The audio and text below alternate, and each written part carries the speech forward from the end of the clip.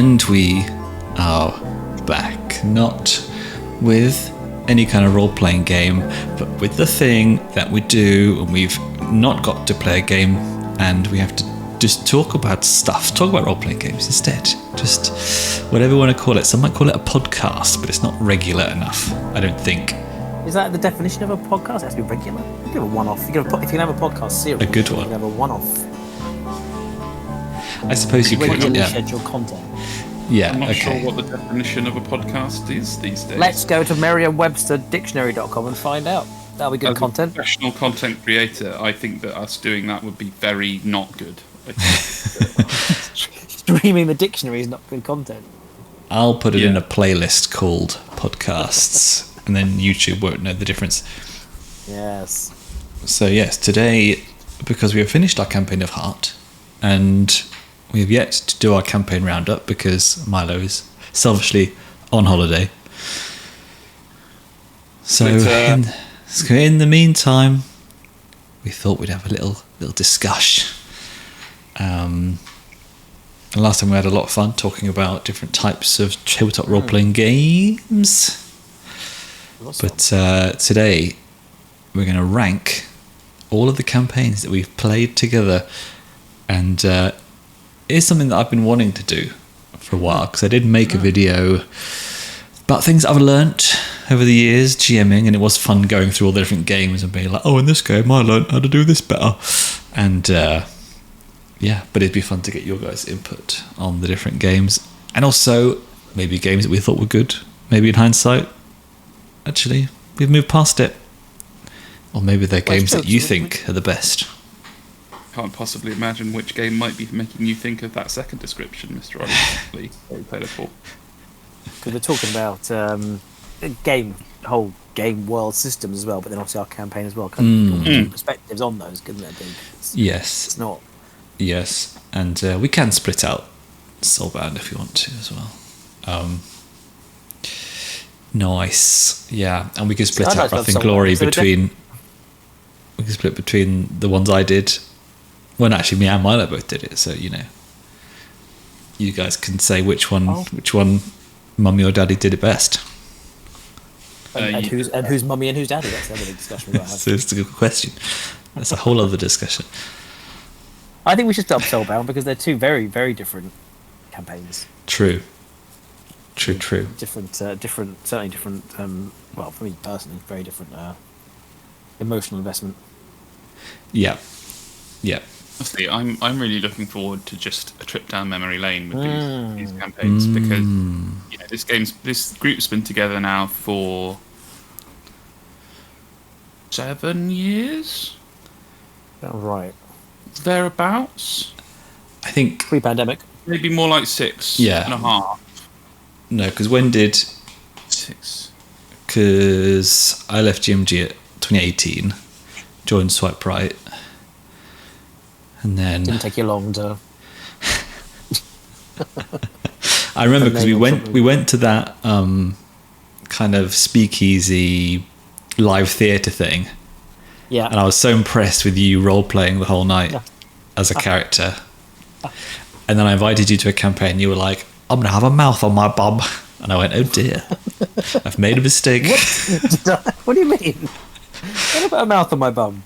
We'll get to it. We'll get to it. Jesus Christ. I was not get to it? Is that an option? I'm going to say I was drunk. Can't prove anything.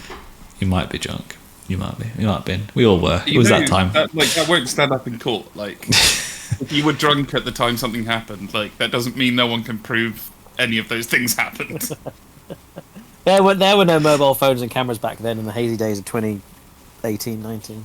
Yep. Didn't exist. We were mainly playing D&D by fax. That's true. And yeah. Pigeon. Yes, I would leave my calling card and say, it's your turn. Push me back. Yeah. Your dice rolls. Yes, please. Oh, that sounds like a great way to play. All right. I cast Fireball. Stop. Maximum damage. Stop. Stop. Please stop. Yes. All right. So let's. Speaking of those halcyon days, let's move on to the first. This is the first. Oh, I should actually introduce different ranks. I haven't been so crude as to go A, B, C, D, or S, A, B, C.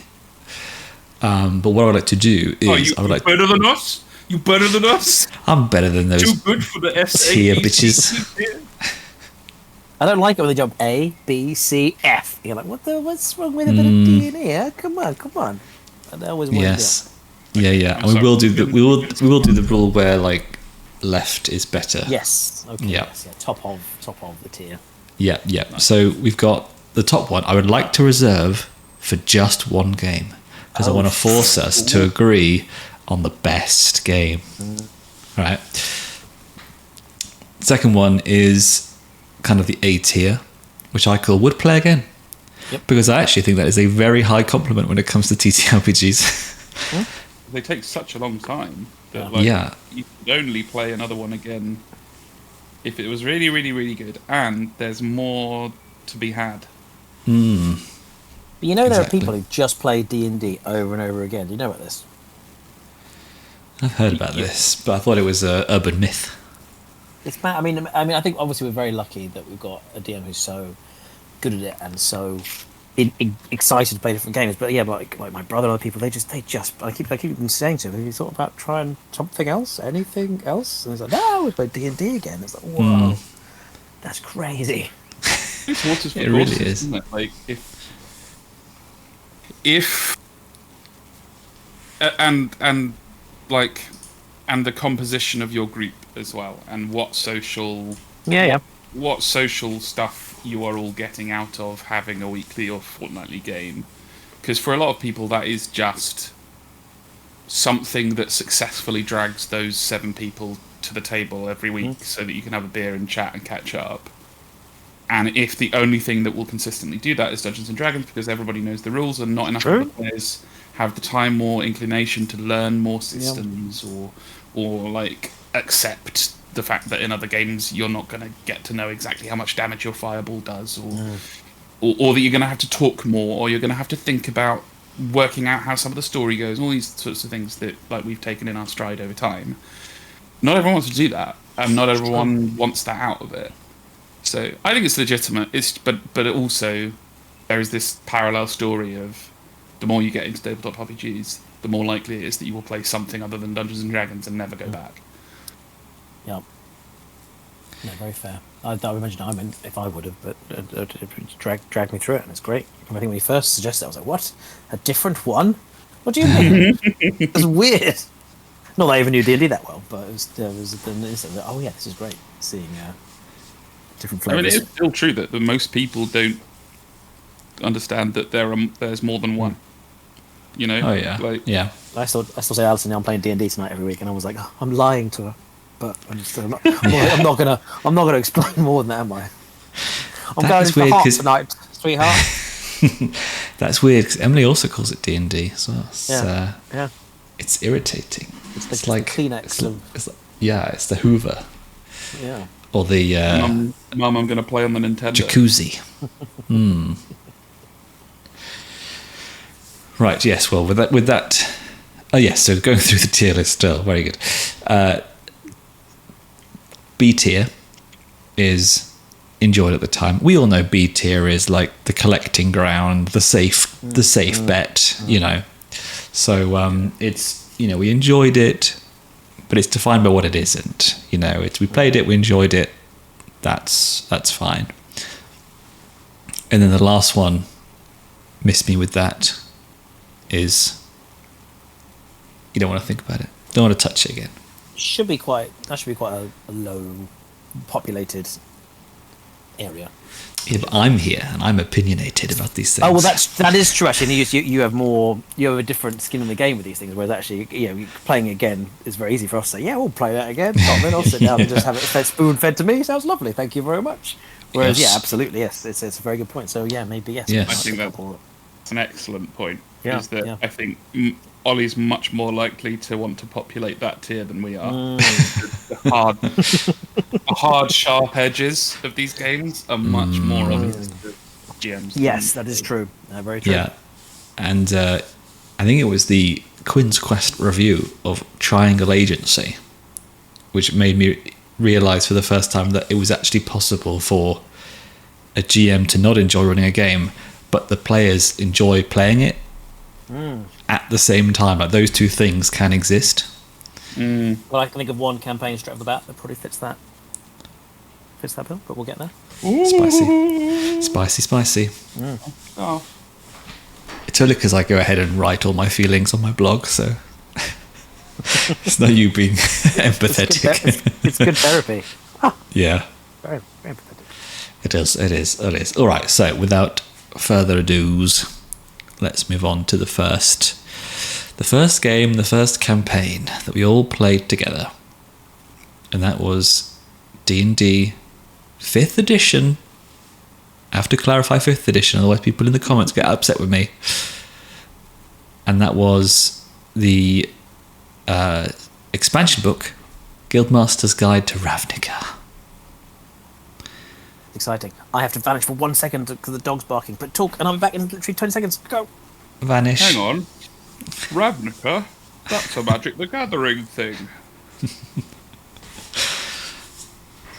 Well, I'm glad you asked.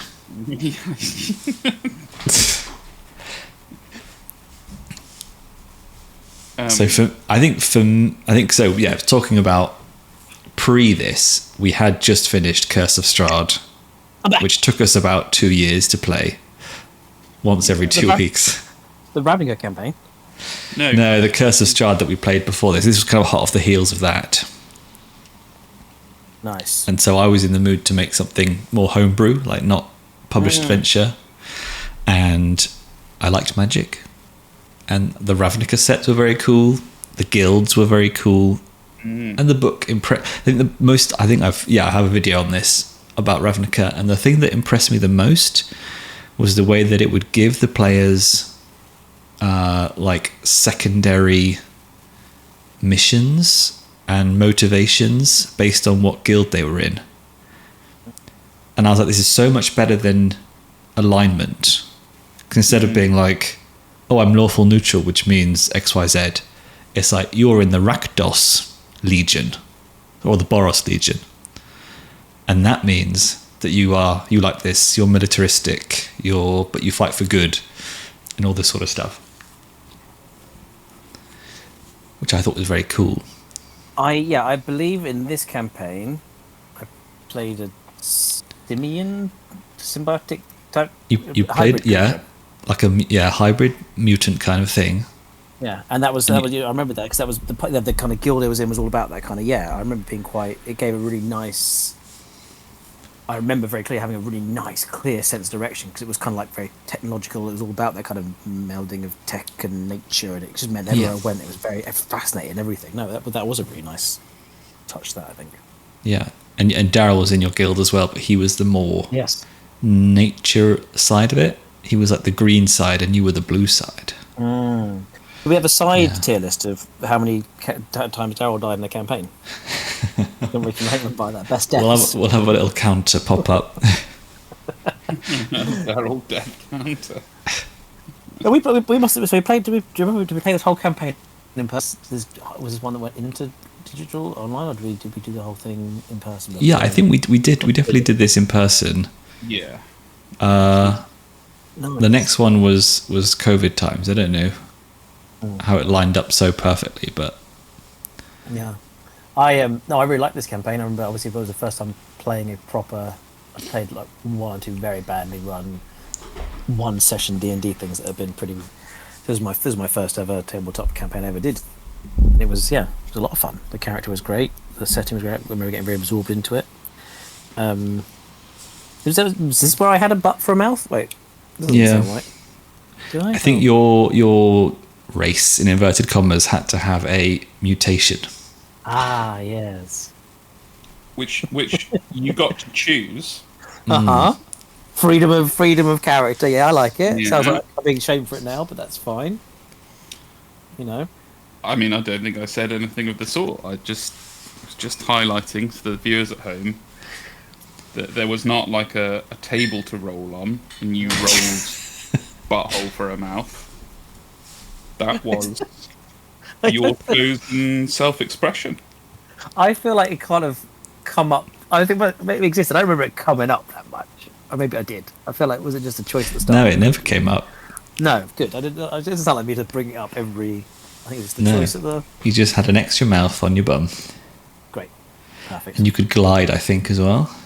I'm a big fan of any characters can glide. You were Big a fan of monk it. that could glide, and you would glide down and do 5 actions in one turn somehow. Flurry of blows. I think I had a creature as well. Which is Yes, kind of yes, you standard. did. Yes. And Alex was Clip Clop. That was when Clip Clop was born. Was that campaign? You'll Mhm. find that my character's name was Yel Tarim. It's hard to remember. I had a decent European accent, so I got to say clip clop a lot, which I enjoyed. Yeah. But the whole game, everybody just resorted to, frankly, racist shorthands, ignoring his name completely. And Yeah. his heritage. I Again, think this was he was a druid and was from the Celestia guild. No. because that was pure that was like pure. Like, you were like Wasn't a you- pure. no, Like, no, this no, is it's my Gruul. thing, and I was kind of a. The Gruul clan, wasn't it? Yes, he was not from Celestia. He was from You were Gruul you were clans. green red. Yeah. It's green red, so sort of half raw power and aggression, half nature and being in tune with the environment. Yes. But was certainly a druid. I remember that much. Yeah. Yeah. Nice. And Milo was a law-keeping wizard. Yes, an Azorius boy. Fans of the channel would not know that Milo had the capacity to play a wizard, something with no armor. But it did happen. It was the last time, if I recall. Wow, it's been a while. That's a long break. Oh, was this the campaign that started with the centipedes? Yeah. That's Yes, there was a TPK in the first session due to centipedes. But luckily, Daryl's character got to come in like Batman at the beginning of the second episode Yes. Oh, that was good. and save you. And he was a lizard man Yeah. Yes. fighter Yeah, or something. Yeah. Oh, God, yeah. What was he called? that'd be a tough one. Anyway, I Ballistic. think possibly I'm dragging us too far down the No, but that's the memory lane and not enough far down the podcast, journalistic. I Oh, yeah. remember being because it was homebrew, right? So I remember, yeah, because we finished it. That's why I said earlier, did we not finish it? Because I remember really I was enjoying it, and it was like, oh, we finished. I'm like, but we hadn't really we maybe got like level 4. It was all, 4, 5, yeah. Yeah, but I remember being like, oh my god, I want to carry on playing this, but we're like, no, that's fine. I was like, I mean, oh, okay. level 1 to level 4 or 5 is a pretty standard kind Yeah. of template for a short campaign. Well, it was my first one, so I was ready to go all in forever, and it was like, no, Go- well done. go And I for was it. like, 2-year job. yeah, but it was Get great. to level 20, monk. I have 50 20 actions per different turn. attacks. Well, I liked it back in my LARPing days.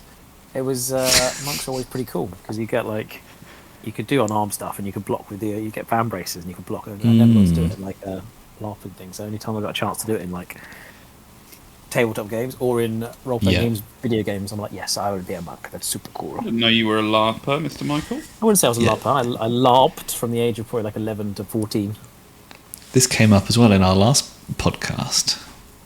Yes, well, it's a hidden Yes. part of the past. Yes, you always end Yeah. up talking about Mikey's LARPing days. Indeed. Well, it's all very connected, isn't it? Basically the same thing, just a bit less energetic. Mm. I'm quite jealous. It's something that I've wanted to do and probably will never get around to doing. Anyway, Well, that Sorry. settles it. We're going to LARPing camp in Somerset, or wherever it is.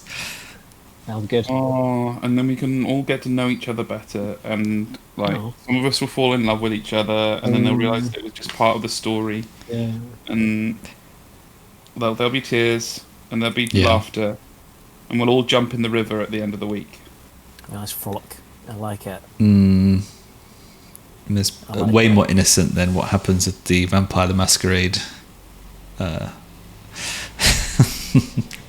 Could get freaky. ones. Yeah. And we'll So what just did- like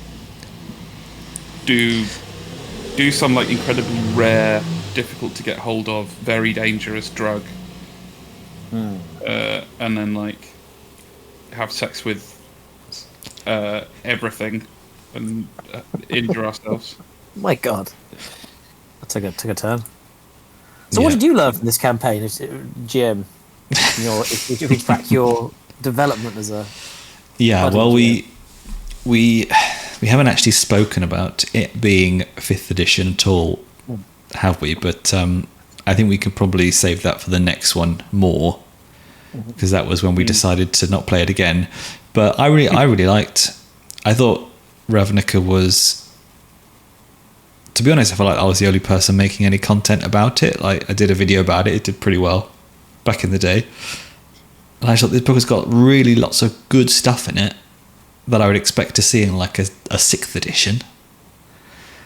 And I really enjoyed coming up with missions for you guys and building in like secondary missions that were sometimes in conflict because of your different guilds. Yes, And I was giving you XP based on those, and I was giving you XP based on like secondary missions within the mission. So like you had to steal stuff, and I give you XP based on how successful you were in getting the objective. So it was a lot of fun tinkering on the back end. And maybe that says a lot about D&D, that's what you have to do to find the fun. But was that your first time tinkering, or had you been pretty like by the book before then, or was that your first time going off book? Or I think I mostly had been book, yeah. And when I ran D&D for Alex and Milo back when we worked together and some other colleagues, I was following like the Matt Colville's guide to being a GM. So you'd have these kind of very traditional temple dungeons with goblins, and the blacksmith's daughter's been kidnapped and all the rest of it. And anywho,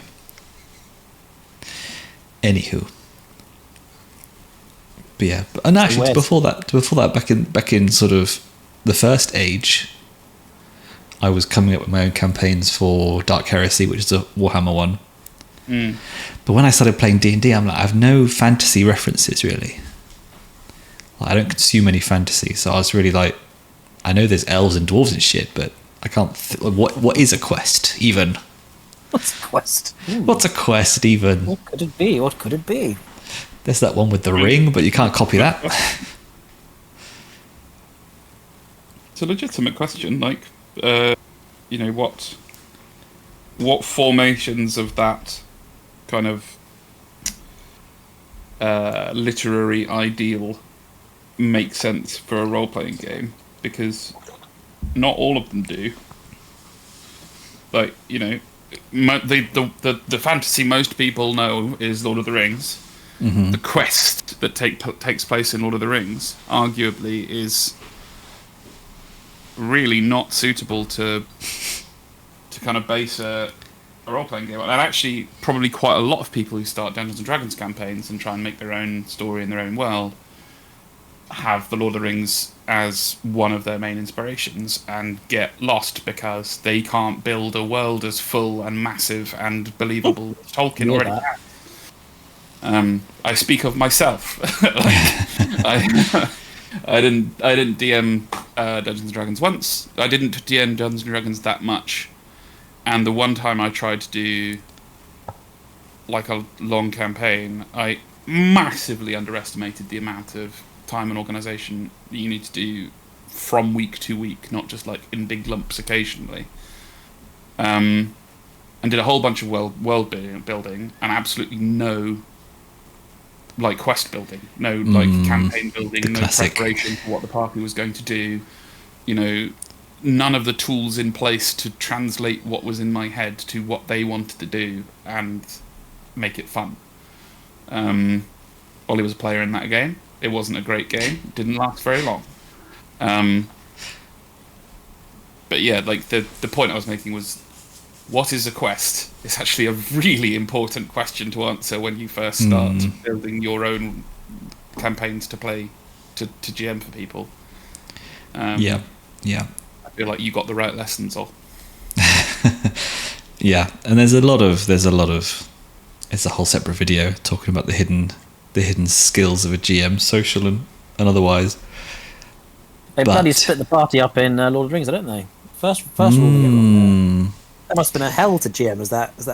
What do you mean one person's over in bloody Mordor and you're over here with what the? Yeah. What the devil? Iluvatar is very, very, very mad about it. Yeah, and he puts that big squid monster there as a random encounter, and they just run away.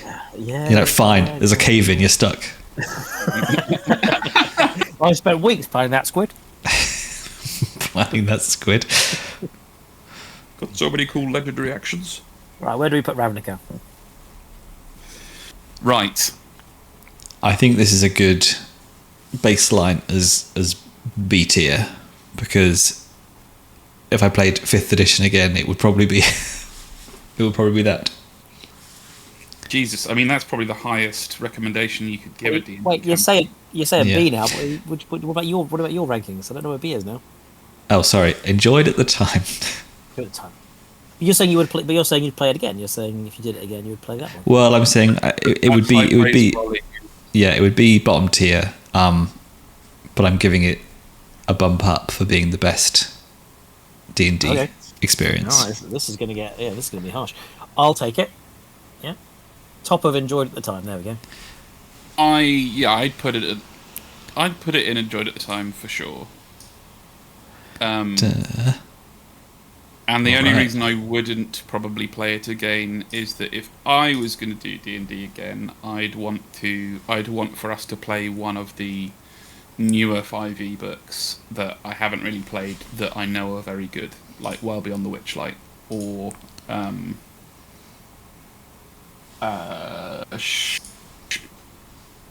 Shattered Citadel, Journeys Through the Shattered Citadel.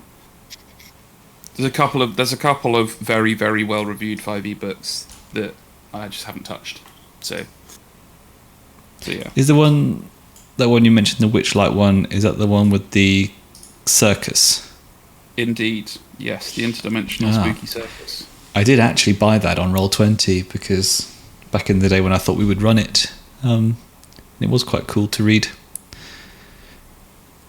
Like, not very combat focused at all, which is neat.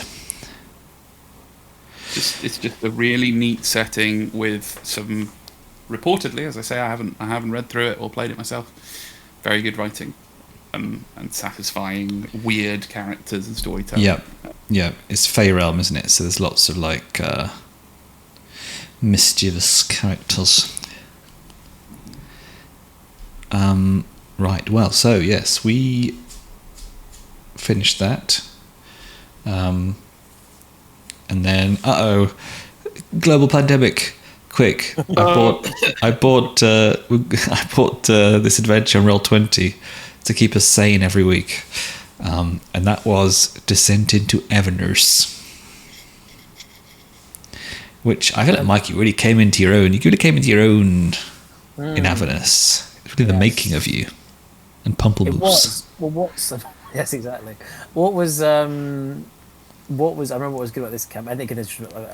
I have very different perspectives from you guys because I come very much from like the enjoyment of the performance and the characters and all the actual kind of like what's going on with the book and what series of that doesn't really kind of. I don't have the knowledge about it, but for me personally, yes, this was definitely.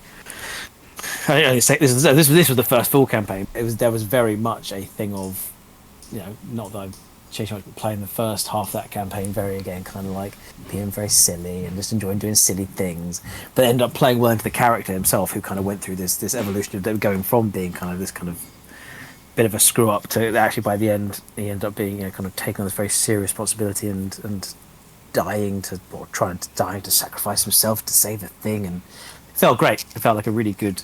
And I don't know if that was due to us. You can speak more to the nature of the system or the book or the whatever, but whatever it felt like a very like open space to be in.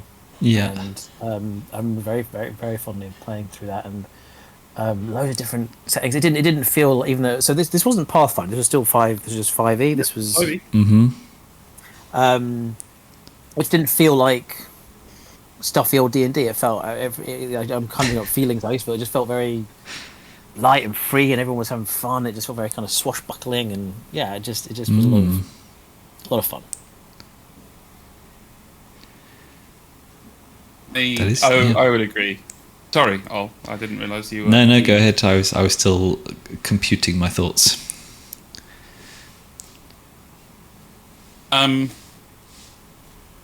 Yeah, for me, it's gonna go and would play again on principle, although more as I consider it A tier on the whole, rather than physically I want to play that book again. And it is because the experience we had.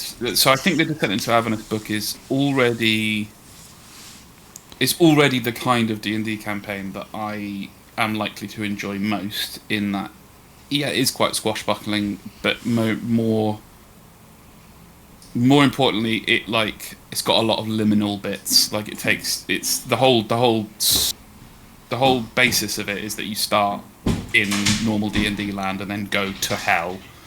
And if I remember correctly, the book has quite a lot of decent stuff in it to help you make that even better and more open plan and introduce cool side quests to it, whilst also tying into this very, very large overall story between, devils and their pacts and wars and things. But above and beyond that, I remember really enjoying seeing Ollie enjoy what he could jury rig out of it, because when we got to Avernus, it was already quite open plan, and you made it more so, as I remember correctly. That's the one where we got to Avernus, and it suddenly became, you kind of made it open world, and we could pick and choose, and we got vehicles and stuff. Was that was this one, right? Yeah. That was brilliant. It really felt like jury rigged a lot of the vehicle stuff. Yeah, it felt like one of those ones where, I can't think of a good example, but it almost felt like two games in one. So you did, like you said, literally the whole game changed through the actions, but you're still the same characters being taken through, and you could kind of feel that journey. It was, and that is down to very good DMing, but I assume it's also the system and the story has it all going on too. Yeah, so I actually bought a extra book, like a third party book, which was designed to turn it into a proper open world, because That's great. As written, if I recall, it's mostly just you get two choices out of, do this or do this, and then it goes to the same place. Do this and do this, it goes to the same place. And this was a lot more better at giving you the illusion of it being open world. And there were lots of things that you didn't get to see because you chose to do the other things. Yep. But that's, I think, what's cool about it. So that was really cool. Yep.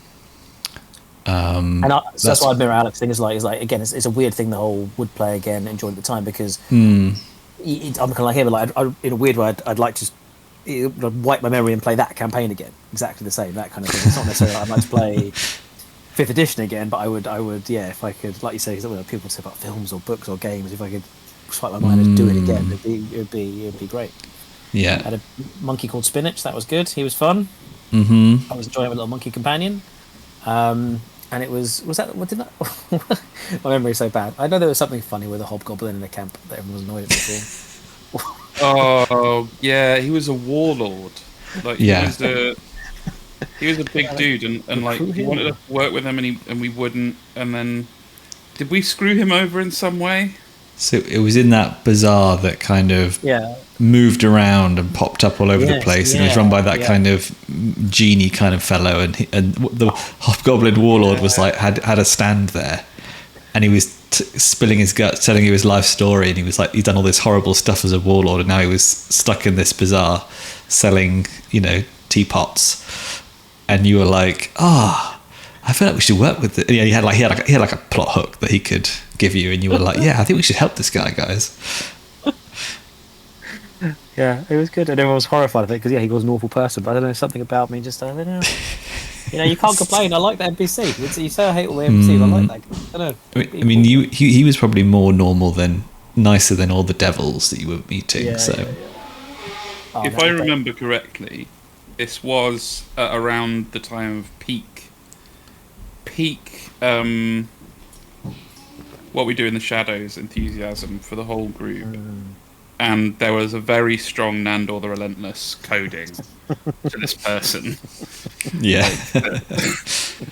That he'd raped, murdered, and pillaged a lot of villages, but it was a long time ago. And, What a great bloke.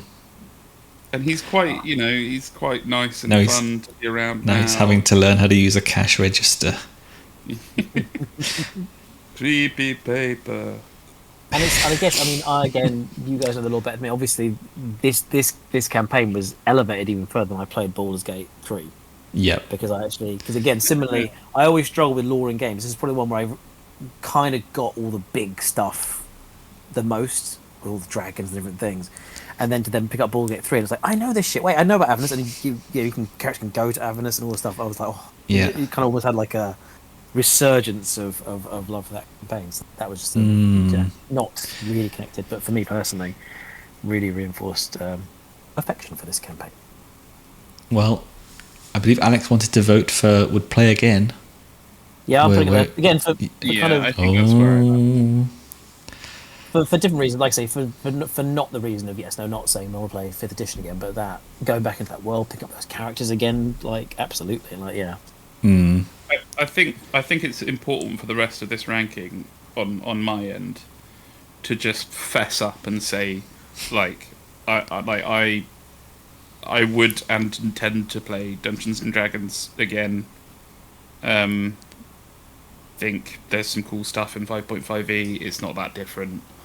There's D&D books that are compatible with the new rules, such as the 5e ones that I missed out on, that I think are really cool. D&D is boring in lots of ways, but as a player, I think most of those ways are less problematic as a player than they are for a GM. So yeah, I'd agree with that. I'm going to be more. I mean, as a player, I think there are things that. I mean, we'll come on to this, but my personal favourite game to run and to play is Blades in the Dark, for various reasons, and D&D just does not have. Doesn't come close, and I would rather play Baldur's Gate 3 or an actual video game than play D&D. But I'll respect the group's wishes. I think I would put it enjoyed at the time. So make up the difference. I'll put it there. So top of enjoyed at the time. Yeah, I think that's the point, isn't it? Is this is a group activity. I think there's room for it to end up at the bottom. Would play again. So I'm just going to put that out there.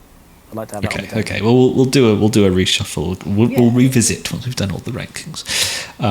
Right. Okay. So let's move on to our beloved Wang. And it's if Milo was here, he'd obviously put this at the top, best ever. But he's not. Cast as Vex, but he's not. So we'll actually have a chance to discuss it dispassionately. You said there was 2 Wang campaigns, or just the one? We did some one shots, wasn't we? So yeah, we did some one shots, but there was one main campaign, and that was the one that Milo and I co-GM'd. Yes. Yes. Which was a lot of fun, and I think if you know the setting and you're a fan of the setting, it makes GMing stuff a lot easier. And I was basically doing that Ravnica thing where I was coming up with the missions and I was giving you guys secondary missions to make it more difficult based on your factions. And yeah, this is a clear classic would play again for me. Yes, yeah, might as well just rip that band off, I think, definitely. Because we talk about playing Wang all the time. Playing Wang. So I think we can polish it off pretty easily, right? Like it's a nice it's as crunchy as D&D, but in better places. Like it puts the head work in more interesting places, I think. Mm-hmm. Like it's got lots to do if you're a Mikey or a Milo who are good at like min-maxing characters and giving them not min-maxing, get rid of that, at building your character for specific skills. Like there's a lot of skills in it, and they all play into this incredibly crunchy dice pool system. Like it's got all of that, which if you want that, Blades doesn't give it to you at all and never will. But partly because there is, if I remember correctly, a decent amount of social gameplay baked into it. Not a lot, but a decent amount. And partly because it's just in this uniquely fantastic universe that if everyone in your group loves it, it'll just fuel you forever. Great. Yeah, I like the only thing that makes me not want to play Wang again is the fact that Imperium Maledictum is there and we haven't played it yet.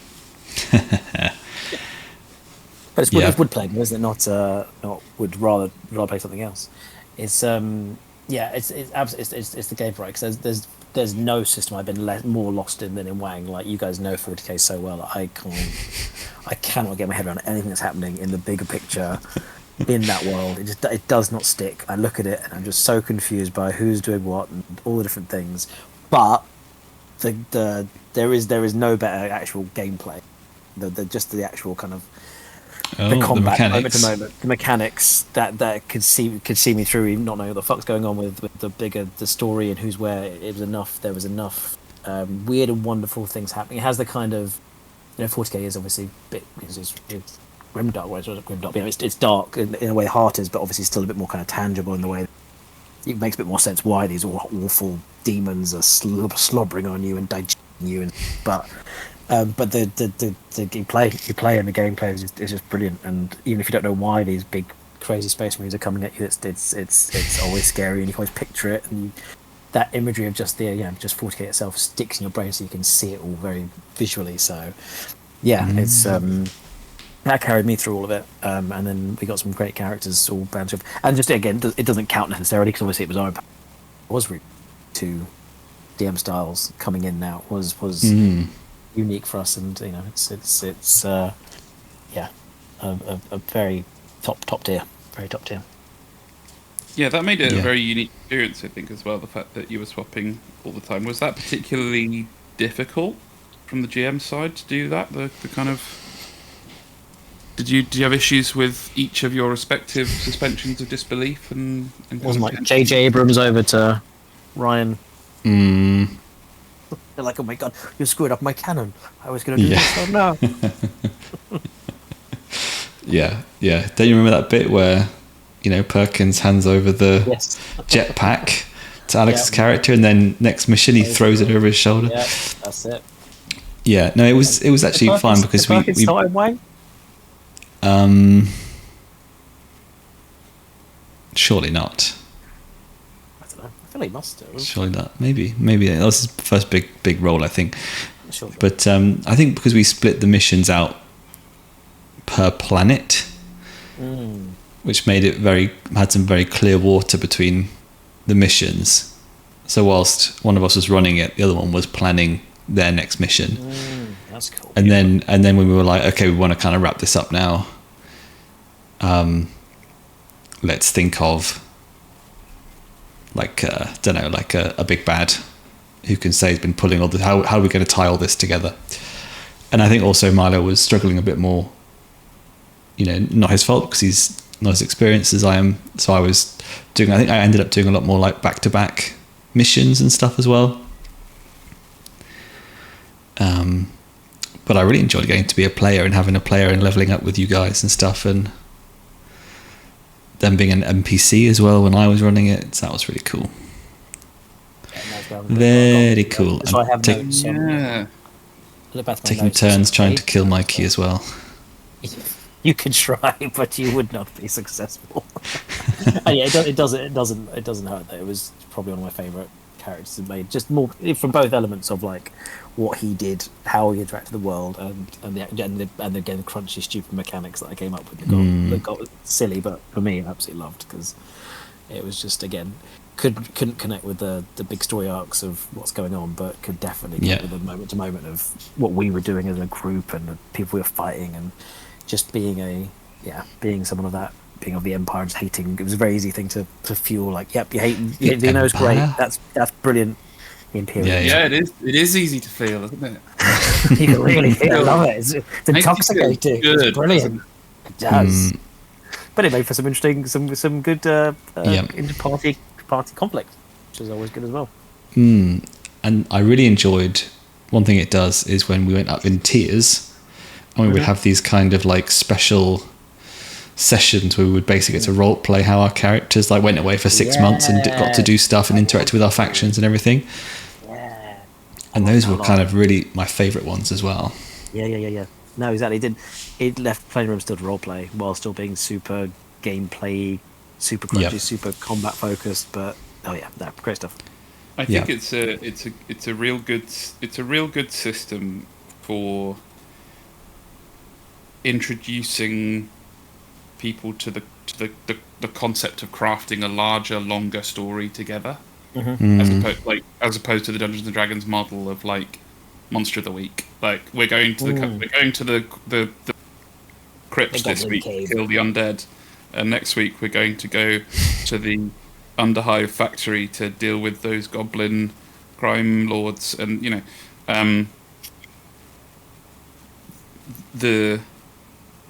I really do like when there's a system that's really well put together that explains the doodly-doo of how those characters actually went from being that strong to being stronger in a way that makes sense in the world, rather than just like level up. Like that was nice. Yes, but thought into it. We had to go away and come back and and you literally changed class as well. So like you got new weapons and you got new gear and no, I didn't status. You went from a priest to a crusader. I kept the same weapons. What I'm saying. You kept the same hand flamer, yeah. But you gained a storm shield and a the melter, no, that's true. Oh, that was cool. Oh no, it was that'd be brilliant. It's just when he got a jetpack and a power fist. Yes. A little bit silly. And we talked when the other it's spoiled if you haven't finished the Heart campaign, but we talked about the final session. Like for me, one of my favourite moments is the final bit of our campaign when Edu went full monster. Full alien, Spawn, and fucking Cardinals put him down, but felt awful about it. It was great. That was one of my favourite kind of ends to a campaign. It just pulled it all together. It was brilliant. It was very satisfying at the time. I remember really loving that, and also like that was a really nice education for me in it being really fun to like control the circumstances of your characters' like horrendous demise. Yes, a bit of a precursor to Blades of Heart a little bit, because that was all the is the war? What was that? What caused? Because that was a big corruption mechanic. Corruption, I think. When you first read it in the Wang rulebook, you're like, "Oh, this is a bit faffy for something that basically just carries on in the background for the whole." That's. I don't want to keep tracking these fucking points, but you do, and it's real good. You ended up with like antlers, and like you would just the whole. And I think you just gave up in the end, trying to. Whereas again, I was very damage averse. I was always very petrified by any corruption. But I think you eventually were like, "Nah, fuck it. This is what's going to happen, and he's going to get completely demonized." And you leant hard into it, and it resulted in a very, very cool moment. Yeah. Okay. Well, we'll move on because time's running. Yes. But I will pick you up on that, Mikey. What you said about. The mechanics, the combat mechanics, being your favourite. Okay. I'm going to hold on to that. Okay, I'm intrigued. Yeah. Come back to that, Mr. Michael. Mr. Michael, well, let's move from the 41st millennium to the Mortal Realms. The Mortal Realm. Through the wormhole in Grandfather Nurgle's garden.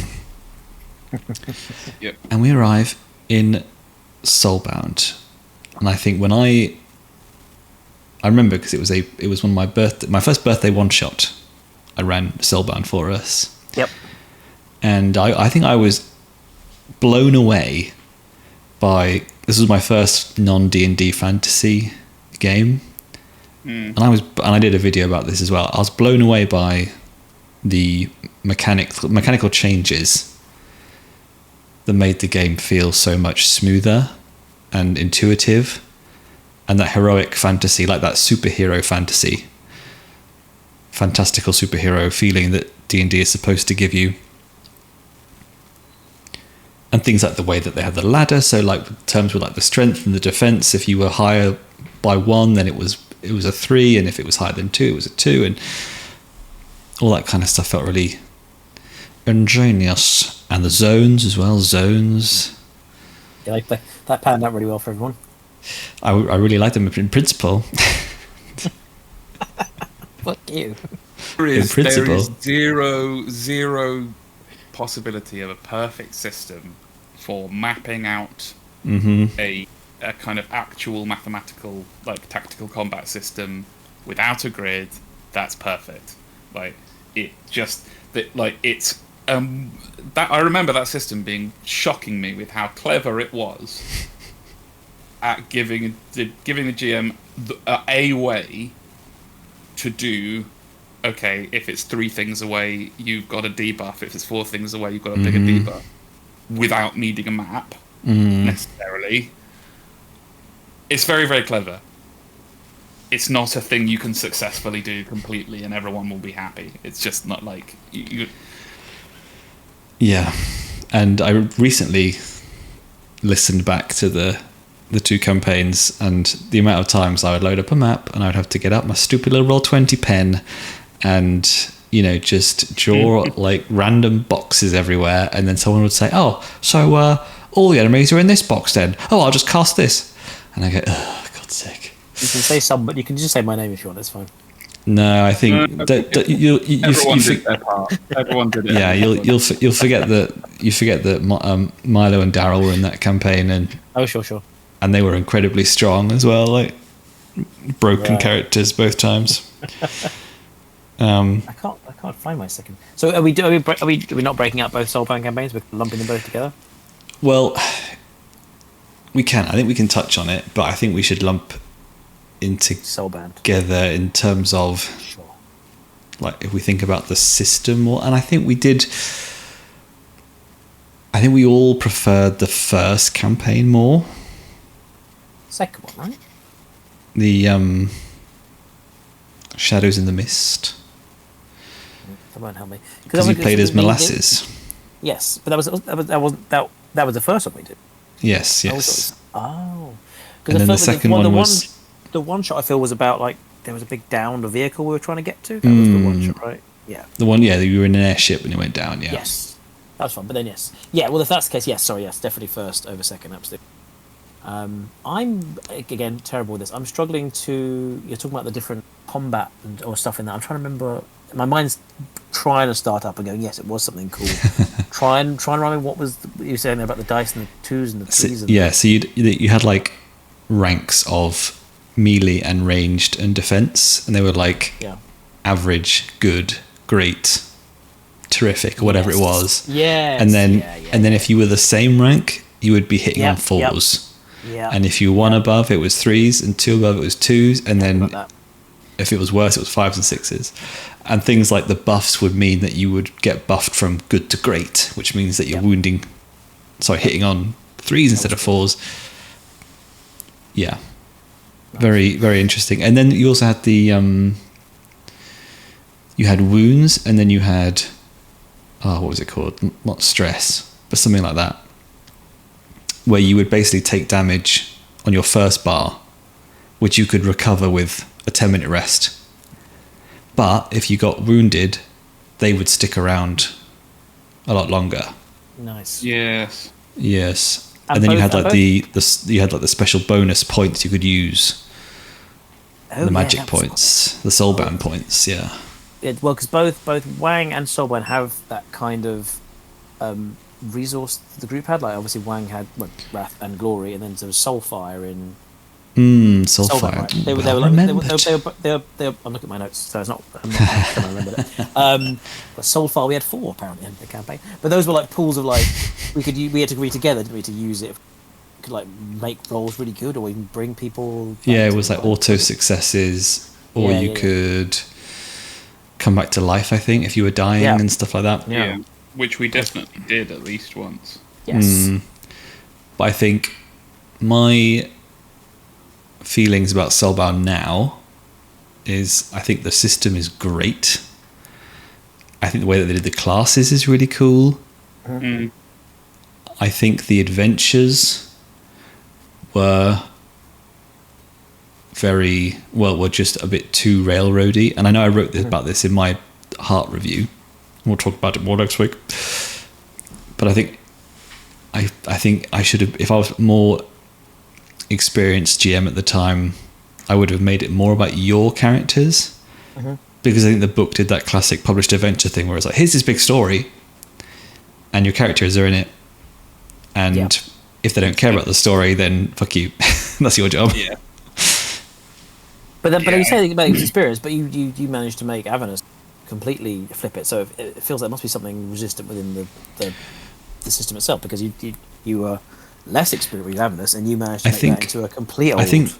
Yeah, but the themes of Avernus were very straightforward, because it was literally you were good guys in hell. Into hell. Yes, that's true. So like, simple is not bad, you know. Yeah, no, it's not bad at all. But it's straight up like adventuring, hack and slashing. Whereas the Soulbound campaigns were trying to do something a bit more nuanced in a game that asked you to be superheroes. Yeah, and they wanted you to be like these investigators in this noir setting. I never got that. But when you were Stormcast Eternals in big shining armor, and it was. Yeah, because Alex and Milo were in one, and they're both big old shiny armor boys, weren't they? Yeah, in the first one. Perhaps. Yes, which was fun because again I was playing the deceitful, nimbly bimbly little guy. Yes. So that was quite fun to play off of. Yes, yes. Sure. I like the episodic nature of the adventure, the first one. Yeah. Because it felt like it could have been stretched over a longer time, whereas the second one was more like it's all just one big story. And then we had the whole thing with the Red Wedding moment, as I like to refer to it as, when shit went down and half the party thought it was great and dramatic, and half the party felt like that they'd stolen my agency. Was that the big tree fight? The big tree, yes. Big tree, yes. Yeah. I remember this whole thing. I think I fall down in the camp that it's basically what you just said. After part of it is kind of trying to have you be investigators and have freedom and explore moral nuance and stuff, but that being a bit incongruous because you're superhero fantasy like demigods. Yeah. Then having just a big moral choice happen in front of you, and it's like, which one are you going to make? It was great, and it was a well written one of those, and it just felt like it was happening to us. I still lament the fact that you couldn't just go and side with the Sylvaneth. The book didn't even consider that as an option. And I was desperate to like that's what makes sense. I mean, there were two in the party. Like, why wouldn't they? Yeah. It's crazy. That campaign particularly was a double whammy, because I didn't, as most campaigns, I didn't really understand the big lore of what was going on. The character I had was flawed, both in the very essence of his whole fire thing that was finding this old metal thing, and just never could work because it was a whole subplot that had to happen, or it was never. And then the stuff I could do well was just so broken and stupid that every at least it was amusing and entertaining to argue over volcanoes and tornadoes. But it was it? Yes, it was for me. That was the joy I got out of that campaign, because there was nothing else. I didn't understand what was going on. The character fundamentally didn't work, and then the stuff that I kind of liked was broke everything and was poorly explained in the book, and then poorly translated by me, and then just led to just faffs. And then the zone stuff didn't work when, hey, this thing can blow up a big zone. It's like, cool, that's the big zone thing. Whereas playing some lasses, it was great because she was nimble, so you'd move across zones, so you'd move into zones to get closer to get those. It would be really strategic and fun. Yep. So yeah, that campaign was by far the biggest miss of everything we've done.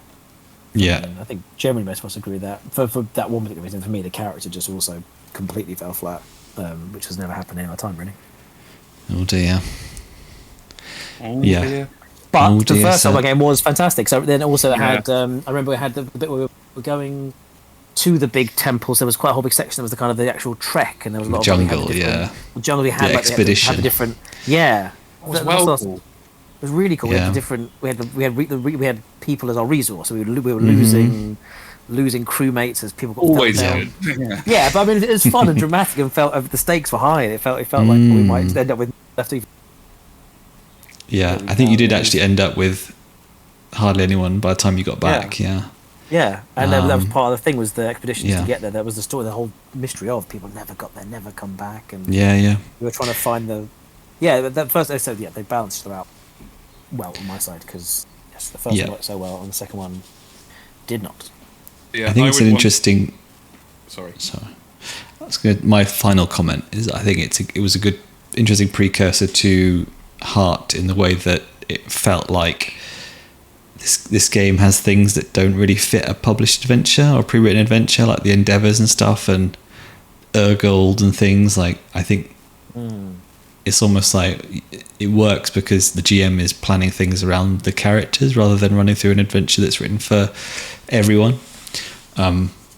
But I that think stuff was like core to that character's ability. Yeah. So that's whereas the stuff in Heart is, the beats were very specific contained. So you could say, I can make a moment where that happens.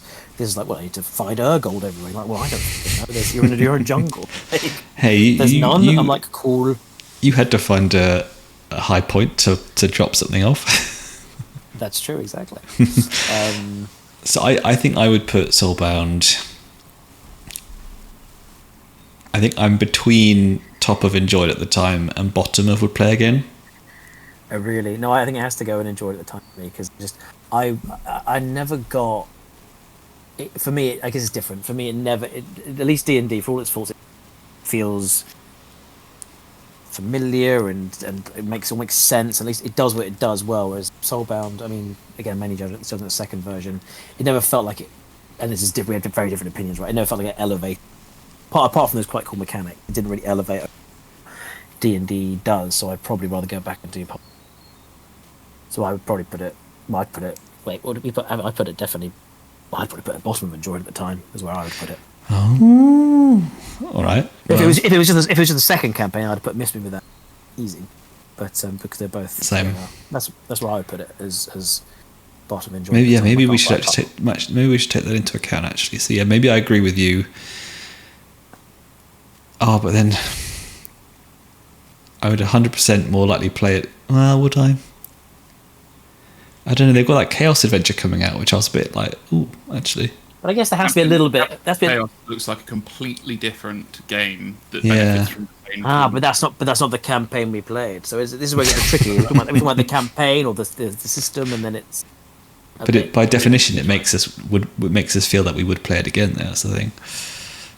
But then I would feel. I think it would go at the bottom of would play again for me if we're amalgamating all of the Soulbound games. Okay. Yeah. I like Soulbound. I think it's cool. I think if I had to play one, I think the problem is I probably don't want to keep rotating around lots and lots of different Warhammer games all the time. And if I had the choice, basically Soulbound's going to compete with fantasy games for me in my head, not Warhammer games. Like if you offer me a Warhammer game tomorrow and I can't have I Am the game that I want to try, I would definitely go for Wang over Soulbound because I like 40K a lot more than I like Age of Sigmar. I say Well, it's top of enjoyed at the time. Then Oh, okay. That sounds like a good compromise. Yeah, I think that's a fair compromise of what we've all said. If this isn't a ranking the campaigns, how much we enjoy ranking the systems and would play them again. If you're saying to me, yes, there's a Soulbound campaign that is all the best bits of Soulbound with this cool new story, then yes, that will be better to spend in D&D because Think about it's inherently going to be. thing about playing it how I GM now, like how I GM'd in Heart. Exactly. Yeah. No, that's that's not a bad shout. Go on then. Love it. Soulbound with 36-year-old experienced game master. As opposed to 30. I don't know if I got with the way you said experienced there. I liked it. I liked it a lot. Yeah. He's been around the block since we started. Oh yeah. You know what I mean? Yeah. Been walking these streets a long time.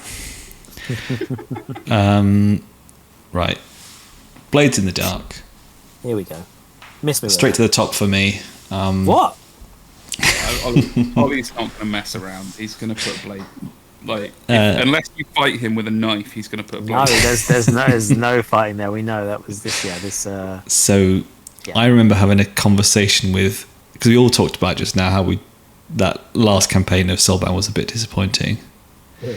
And I remember meeting Milo for dinner in Manchester after it finished.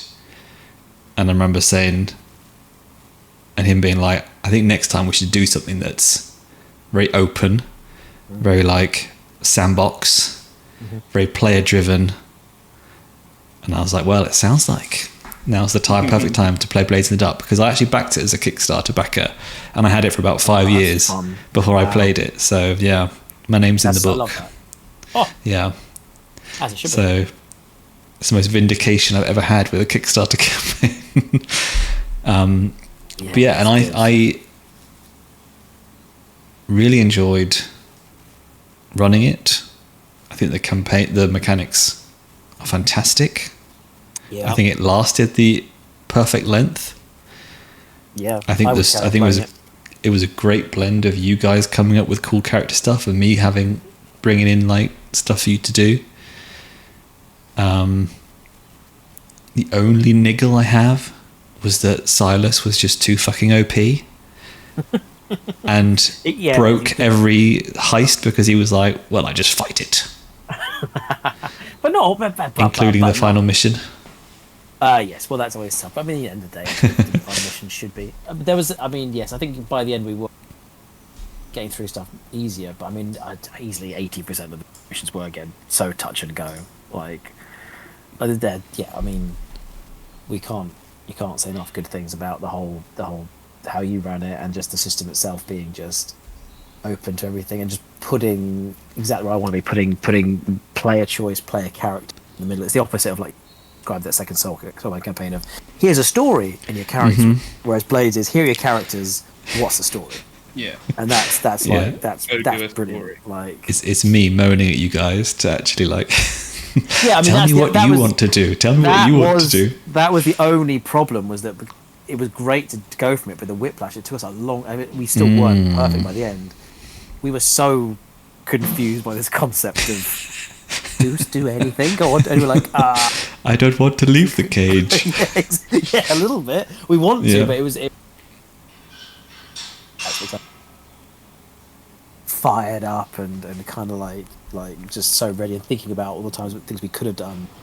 And yeah, it was the openness of it inspired. It was that was when I learned. I've still yet to do as well to put a weakness into your character. That was the first crux of what made that character so ridiculous to play. The fact that he was ancient. Yeah, but it was all the drugs. But the drugs were in well, you had to have a vice, right? That was part of that. But I can't remember what it was. It was either one of the things you'd sent us about building a character, but it was one of the things that stuck with me, like, because I was very aware that I hate taking damage. And, oh my god, I gotta be safe. And this is the first one, like, oh no, make him weak. I was like, okay, and that just informed so much of how he acted, and then story and like backstory, and actually the story of where they were, and then what he would do, and like, literally the actual mechanical. He spent the whole campaign trying to build himself, get a just and that was from great GM research and inspiration, and also the system allows you to do like brilliant. Yeah, like yeah, and literally all the mechanical things we had a bit of friction with are fixed in the Deep Cuts book, like the healing clock and all of the rest of it. So yeah, really cool. I think also, I guess another slight downside for me was it was my first experience of like finishing a session lying awake in bed feeling like I had that kind of post stage come down. Like I felt like I'd spent 2 hours arguing and performing and high adrenaline, and it was very strange feeling. Cool. Do I enjoy this? I don't know. Sounds like you felt alive. Definitely it's a scary feeling sometimes, but when the story is literally just us talking, and it's like, was that good? Was that entertaining? Did that with like the heists and stuff, like planning a heist for you guys? Are you going to just roll 3 6s and ace it, and it's going to be really boring? Oh, we love that. That was always the funny thing. You're like, oh, it's probably like because you had both. You had everything. So it wasn't. If it had been every one, so many that we know. Either you roll 3 6 in the engagement, and then the first thing you do, or you roll a really bad engagement, or went better again. You didn't ever know how anything was going to go, and it wasn't. It felt like no one was. There could be times in campaigns where you feel like, oh, GM's just throwing us three big trolls because we're doing too well, but it felt like you didn't know what was going to happen. We didn't know what was going to happen. It was just like it was like a third entity in the room every time. Just the game itself that will just fuck everything up, or turn it into some ridiculously successful crime heist, and we'll walk away like, did we just do that? Did we just pull that off? Brilliant. Yeah, and I've been working on a sequel, the Scum and Villainy sequel campaign, which really feels like pressure to recapture that again. I think it's easier done, but it shouldn't be. The thing about it, the way it's felt anyway, is that I don't because it's so player led. Like all you need to do is bring back all of the mechanical learnings that you got from the first time, and trust like us to be more responsible and proactive, and to have learnt from the last 2 years as well. Because like Blades, to me, the biggest weakness of it is that it's shit for beginners. It is entirely reliant on people who not only like the idea of, but either have already learnt to, or are currently putting effort into learning how to improv what happens. Like make the story themselves based on the dice rolls, maybe sometimes. Like that does not come naturally to anyone, and least of all if you're coming straight off D&D. It's like the engine doesn't even start unless the players are doing that consistently. Yeah. And we've got that already because we know how to do it. Yep. And one of my takes on Blades is that we wouldn't have had nearly as much fun with Heart. Yeah. If we hadn't done quite a bit of Blades beforehand. Yeah, there's definitely. They're not the same game, but like there's a lot of shared DNA in what makes the game go. It's very true. They're much more grounded in Blades, of course, which made it all super easy to jump in and create. And there's so much we could have done more than all the contacts you could have had and stuff you could build out, like can be built, micro elements of the world. Are super exciting. And I think as we're doing all this, thing that I think about that makes the campaigns feel the best are the ones that feel really varied. When I think of Avernus down to hell, or even in the Soulbound campaign. Oh, sorry, Wang. Sorry, which you mentioned planets. Like, we did really true planets and Blades. We were in this little city, but we took our time going out into the Deadlands. We had that big mission out in there, and then coming back. And I think the best campaigns feel like super varied. Like you can pick a mix. So a couple of Soulbound campaigns, or maybe even the first D&D campaign felt more linear, whereas the more it feels like you just pick a mixed random places and random things, but it's still the same thrust of your character. Great place to be. Yeah, and always having that kind of gameplay loop, bringing you back to, okay, we finished a heist, we know what the fallout was, what we do next, what's the next plan, how are we dealing with it, so you never really lose that momentum. But super good. Yes. Could spend hours talking about it. We already have. We did, haven't we? Lost it all. We did. We just spent hours talking about it. Yeah, I did fail to press record on our campaign wrap up, and it's a shame because I would have liked to have remembered all the things that we said. I think I was mostly just a bit butthurt about the ending didn't go as I sort of was a bit of a wet fish, but I think that seems to be a bit of a tradition in our campaigns that they seem to end with a bit of a whimper. Yeah, remind me. Anticlimax. Was it ending? Is this even far enough? We were on a big boat, and then we got off the boat, and that was the end. Was that the end, or was that more after that? I think you just trounced any combat threats at all, and then killed the big bad NPC unceremoniously, and then you also let Campbell live as well. I put Campbell in there so you could finally kill him, and you guys were like, "No, we're going to keep him alive." My notes. I don't know my notes. They're not going to the end of the campaign. So I know I wrote. You let him live because he wanted you to kill him and put him out of his misery. Oh right. So it was spiting him by keeping him alive. That sounds. Yeah. Actually, yeah. No, that sounds good. Yeah. Yeah, I do remember that. I feel like I might have pulled for that option. but that's always the fun dichotomy, like of. That was I can't believe that heist went so well, and we were all just giddy, like, oh, it was so cool, which I totally get. But that's fun. How brilliant is that? Yeah.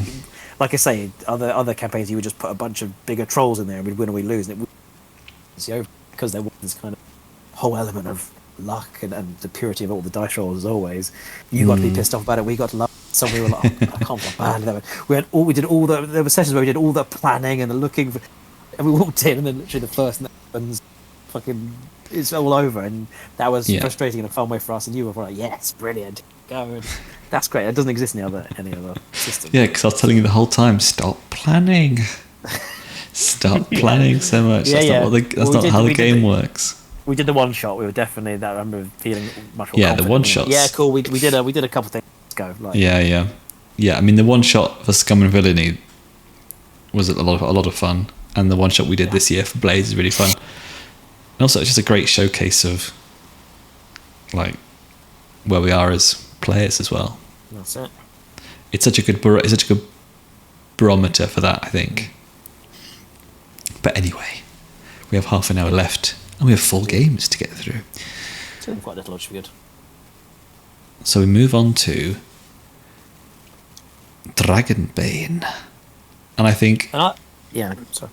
My opening statement on Dragonbane is that it was a sleeper hit for me. Okay. I would never have picked to play a game like that ever. And I think it was that thing where we played a narrative campaign for so long, for like a whole year.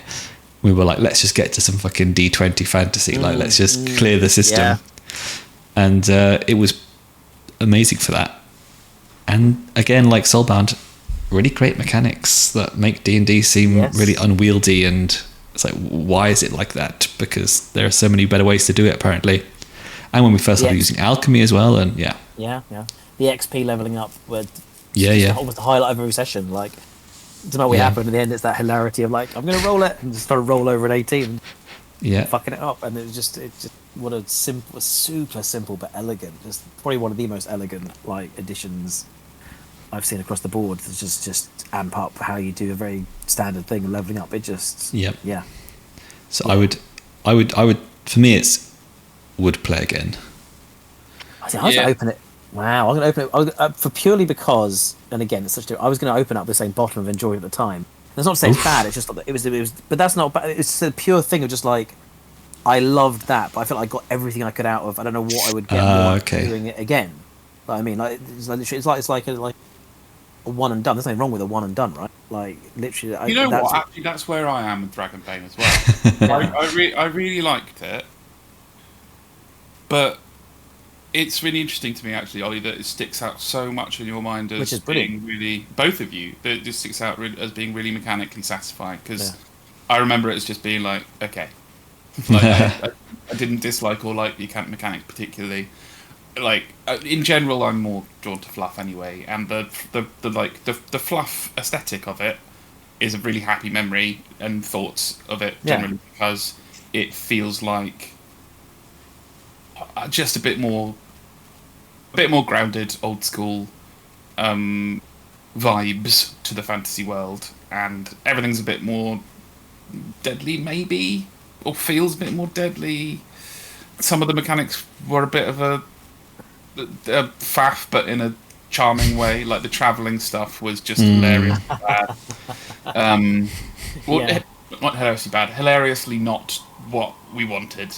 It's very undercooked because it's like I said. I think I read some at the start. It's quite hard, and actually a bit frustrating, and then by a couple hours and whatever, it's like completely pointless. So it's a very weird mechanic. It was very funny for the. I think you read my blog. Well.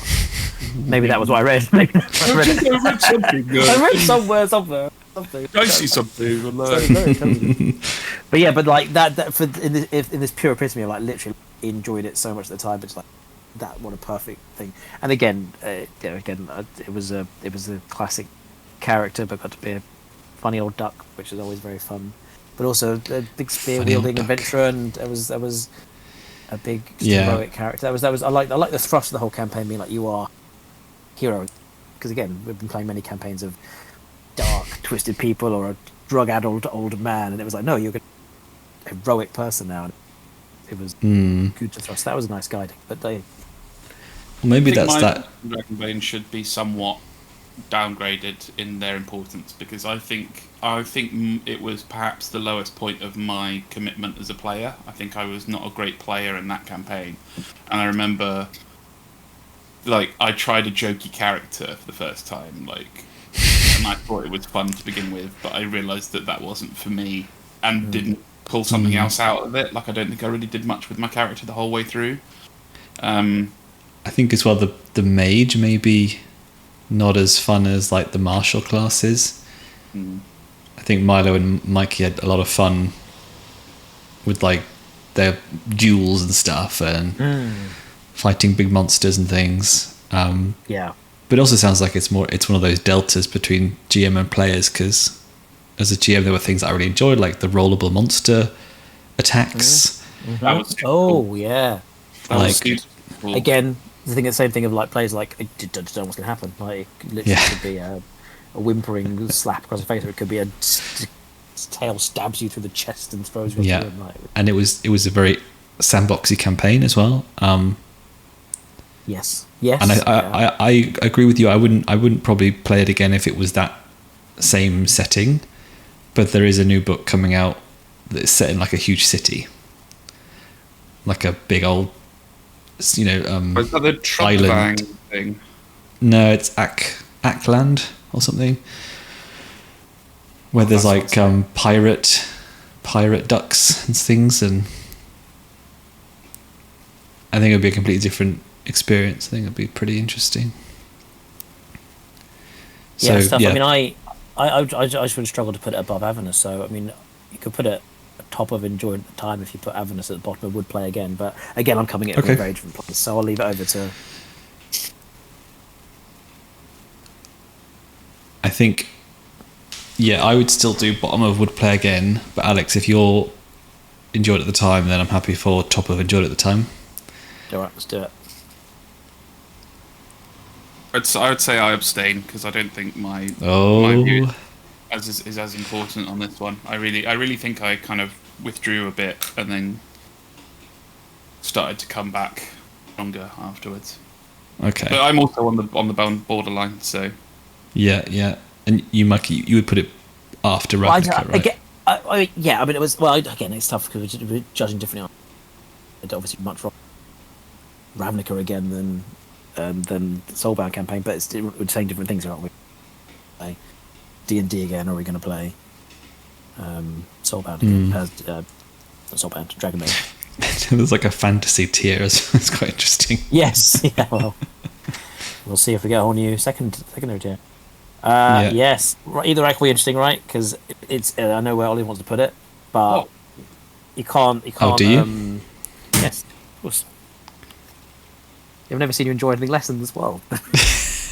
Are you reading my blogs again as your own opinions? But if you're going to call it enjoyed at the time, like, my God, was it fucking fun to play? Definitely not would play Yes. again. This is the absolute Okay, critical. yes, No yes. chance.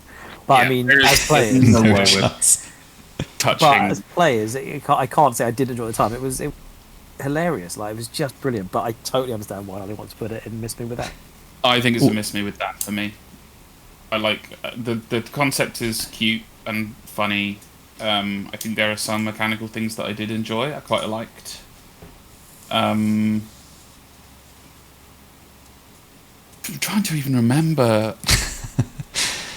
I'm trying to even remember like the mechanical bits, but like the kind of little open worldy map between segments was fun. And I feel like that- Yeah.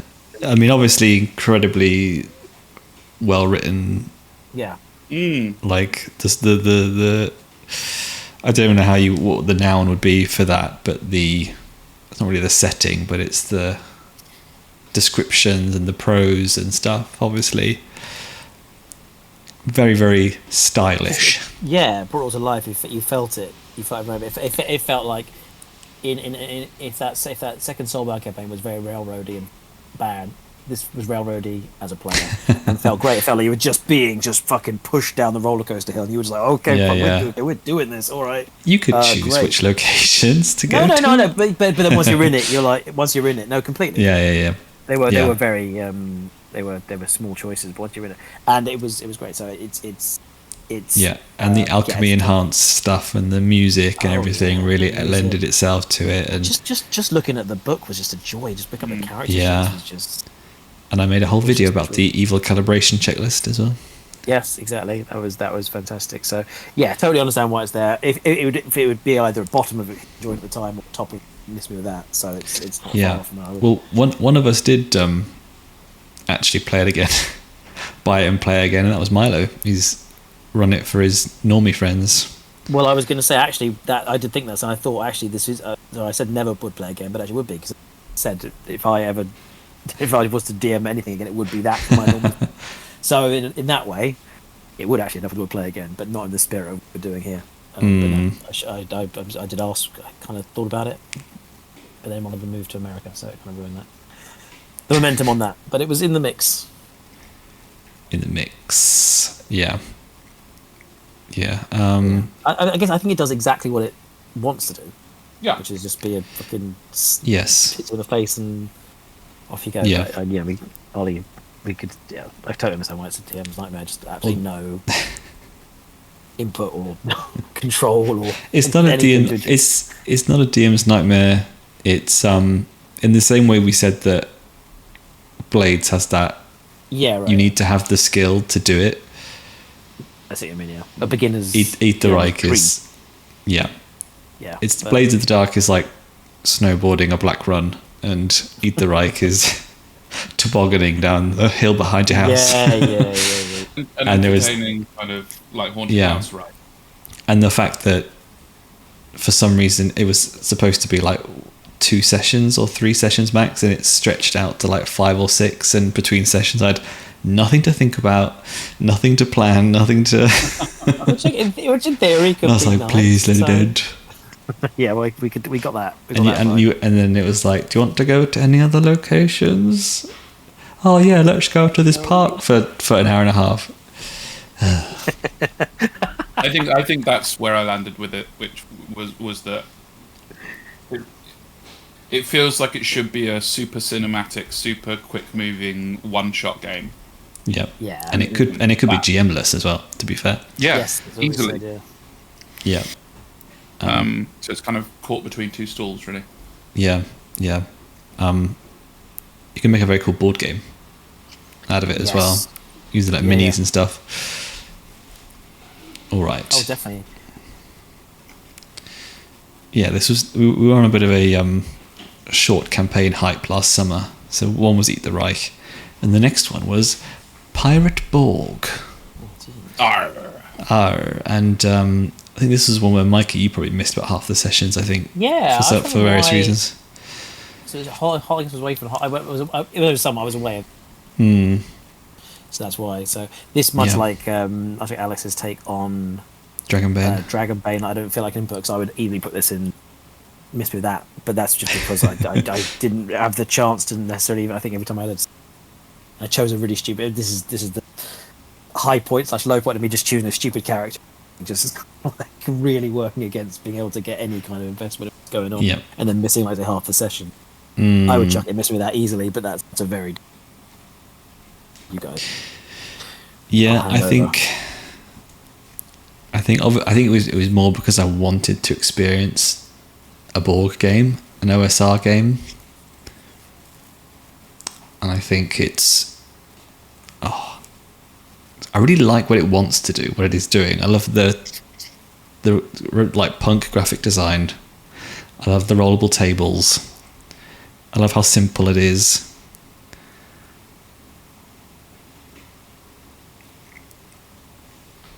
It's more in similar way to Eat the Reich. It's a lot of style. I think it's got more substance. Mm-hmm.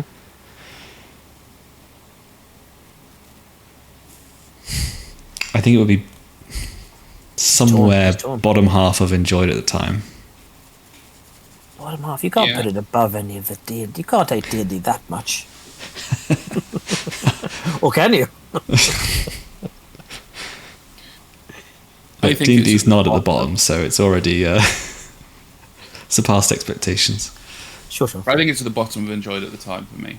Yeah. I think I came into it with the same hopes and dreams as you, Ollie. Just like entranced by the whole coolness of the aesthetic of Mudborg, and also the promise of this like amorphous promise of what OSR is going to be. It is going to be kind of immediately involving. It is going to be like low admin. It is going to be like you're directly in the world and everything's super deadly and everything's going to count more and everything's going to feel more real.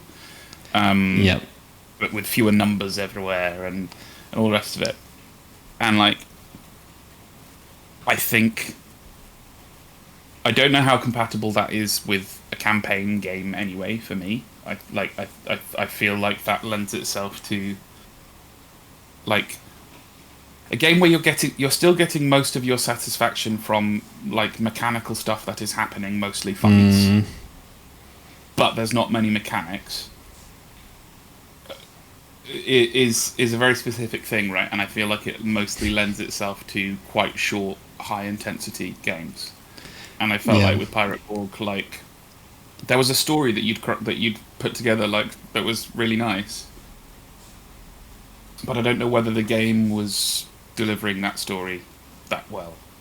I don't know. Yeah, I actually this campaign I did something new where I asked you guys what you wanted to see in the campaign, and I basically formed what would happen based on that.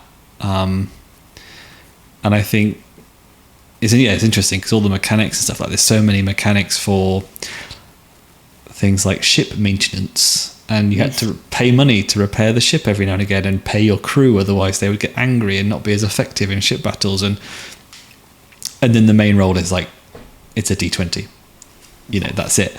So I think that's really cool, and I know OSR is for people who really enjoy that resource management side of things.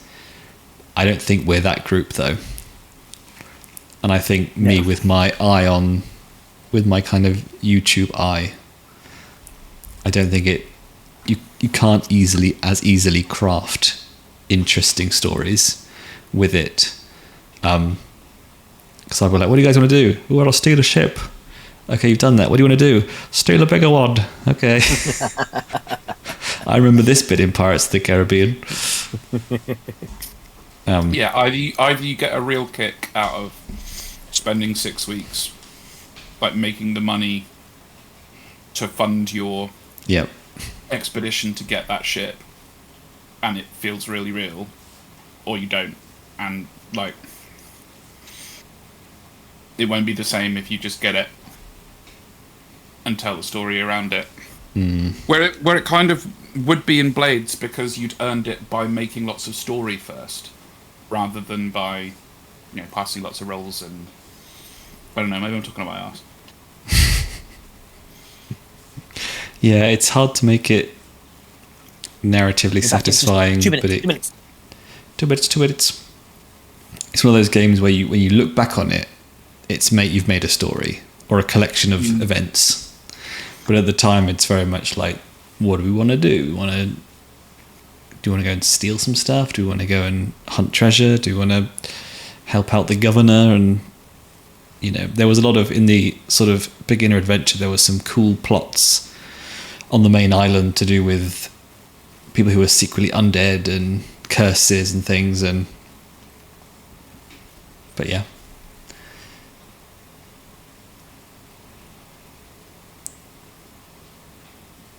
Weird. It is one of those. It's quite weird me thinking back now because there's nothing I don't like about that setting and those the types you've just described. Like, I don't know why I wouldn't want them. For us taking that many of them, like, I remember it being more like what you've just described beforehand, where like we're just kind of like kids being like, what cool like RPGs goals are we gonna do, and then like that becomes the thing, which is fine as far as it goes. Like, I remember a D&D campaign I played with some friends ages and ages ago that was a really fun D&D campaign where like basically they decided they wanted to open, the rest of the group decided, I wasn't PM, decided they wanted to own a pub and run that as the base of operations, and like for several sessions like it was sort of working towards that, and that was fun enough. But like, once you got the pub, what then? And like that that kind of that vibe is one of the vibes I remember from Pirate Borg. Yeah. It's those, and as a GM as well, it's you have to be you are completely in hoc. No, I'm going to use different words. As a GM, you are more subservient to what the players want to do because that's the promise of OSR. And you just create the world, you create the map, you put things in it, and leave it at that. You're not supposed to be picking stuff up and dropping it here because that would be more interesting. If the characters accidentally run into your big boss monster Kraken and die, then that's just part of the game, and that's the old school feel. I think I would play Cyborg, but I think that's the only one I would do. But I also feel like it's hard to not say we're ever going to play it as a short campaign and then get buy-in, I guess. Yeah. But it kind of needs that buy-in to make you care about the systems. Yeah, I think this is another one where like I don't think I bought in enough. I don't think I like put proper effort into what I wanted out of playing that game. I was just like, yeah, we're going to do Pirate Borg now. It's a pirate game. So I would put it in. I would put it in enjoyed at the time where it is. But I agree that I would like to try the other Borgs. I think with I think I still feel as though they're like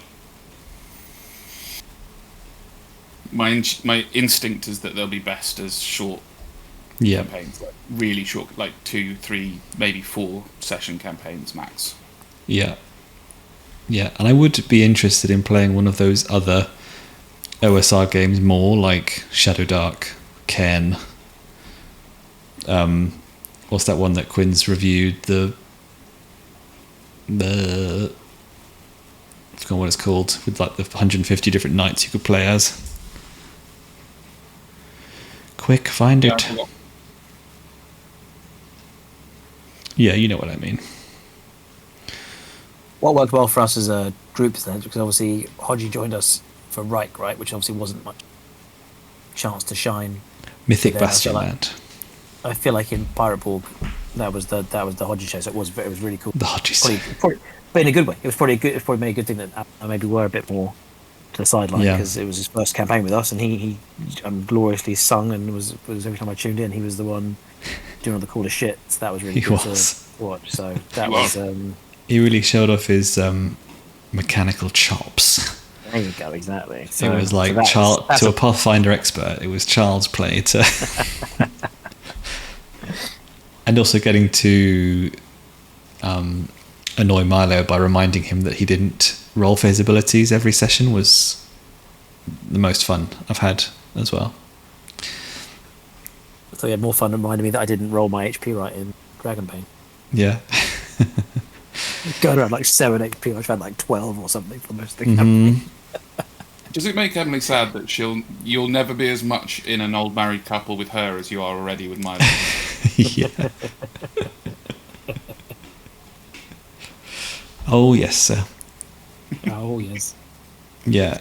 No, it's what I've learned with being friends with Milo for so long is I'm kind of doing the Wing Chun, where I just kind of redirect his attacks back at him slowly over time.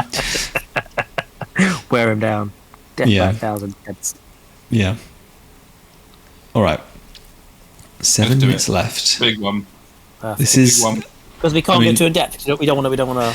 we can't get too in Well, depth over, because as it this were. is literally going to be all of next week. Yes. But maybe we should just say our ranks first, where we think it should be. I can go very top level because I'm going to put it in would play again. Okay. But for very very different reasons. Mainly because and as you did in your write up, I struggled a lot with the first half of the campaign and love the second half of the campaign. So while there's certainly a lot about Heart that doesn't click with me the way I enjoy stories or role playing games, I would want to play it again because I want to do it better, for sure. And of all the things, it's literally an infinite universe. So there's the thought of going. There was the opposite, whereas like I said, Dragonbane was this nice one.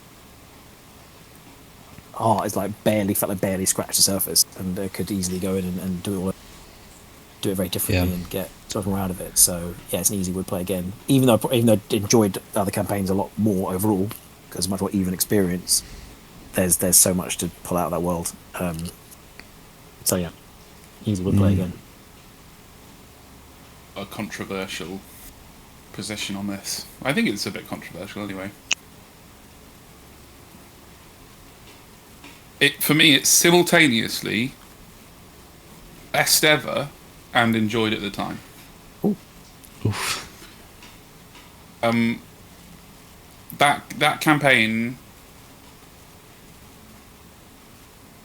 was like taken as a whole one of the best, possibly the best times I've had role playing ever. Because even though I think I could have done so much more with my character, I think I managed to do more with him in a way that was satisfying and woven into the story, thanks to the GM more than anything, I'm sure, than I ever have before. I think I role played more in that game than I ever have in the campaign before, and I loved it. And partly for that reason, I don't have that many opinions on any of the mechanics, of which there aren't many. I don't think delves are that great. I don't like them that much. I think they're We really ignored the mechanics towards the end. We were just telling stories by the end. We were still rolling for stuff, but I think potentially the problem with it was just that it became a really, really wonderful story that I gave a shit more about than it being a game anymore.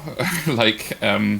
And that's probably either one of the best things about really narrative heavy games, or one of the risks to it, depending on your point of view, what you're after, I guess. It was nothing like anything we played before, and weirdly ended up being even less a mechanical game that you can win or lose stuff in than Blades, really. We cared much less about a lot of that by the end of the part. I think that might be more about the setting and the experience that we as people were having at that time than the game.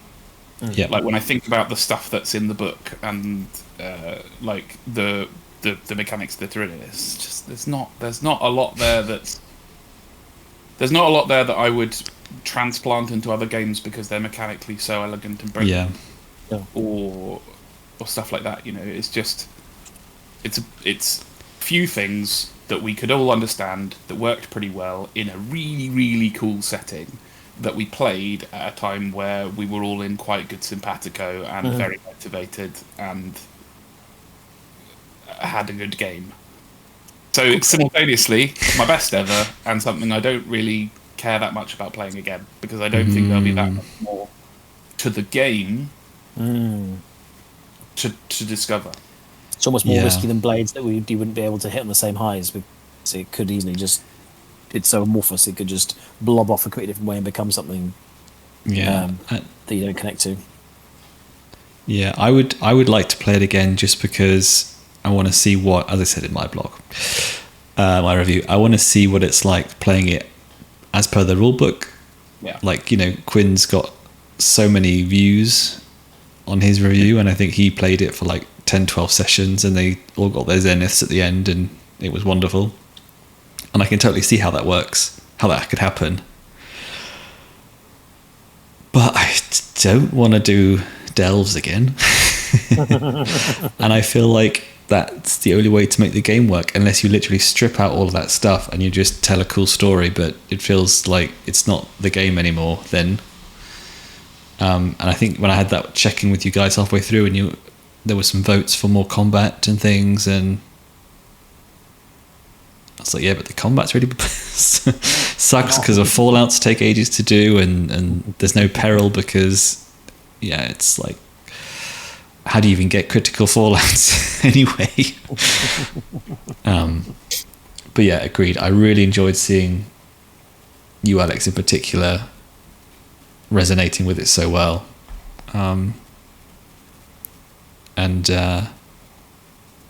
Yeah, I would stick it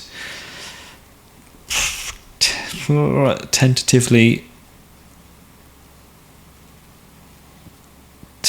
bottom of would play again.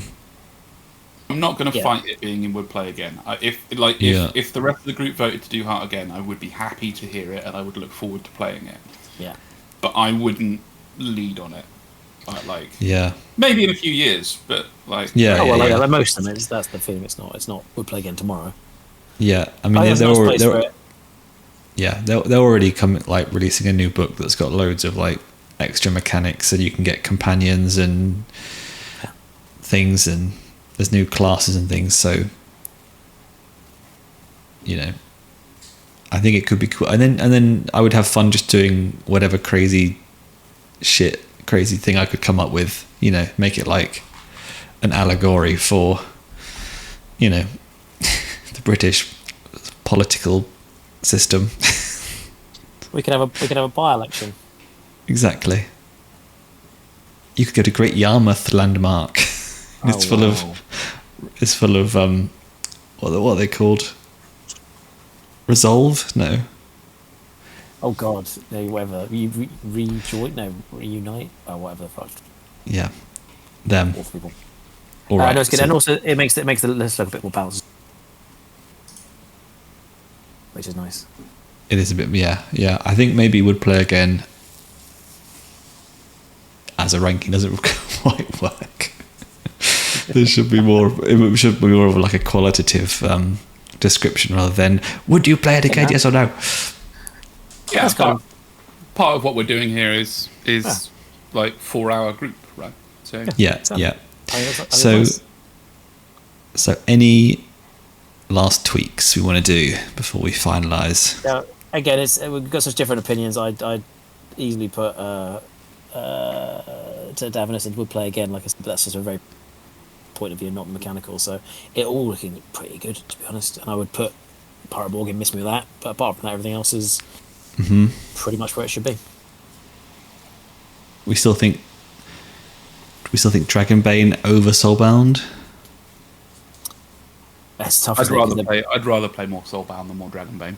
There you go. But that's mainly.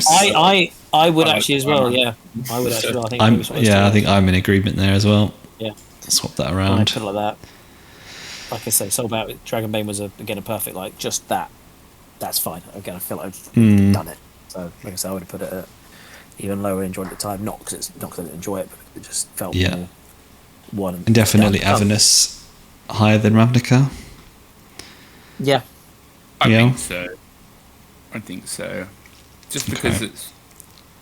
But again, like, unavoidable memory fade, I think, is a big part of that. This Ravnica was so long ago.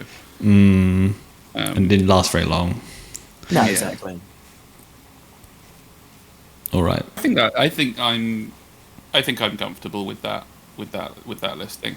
If this was a list that was favourite campaigns, it would be Blaze in the Dark, then Wang, then Avernus, then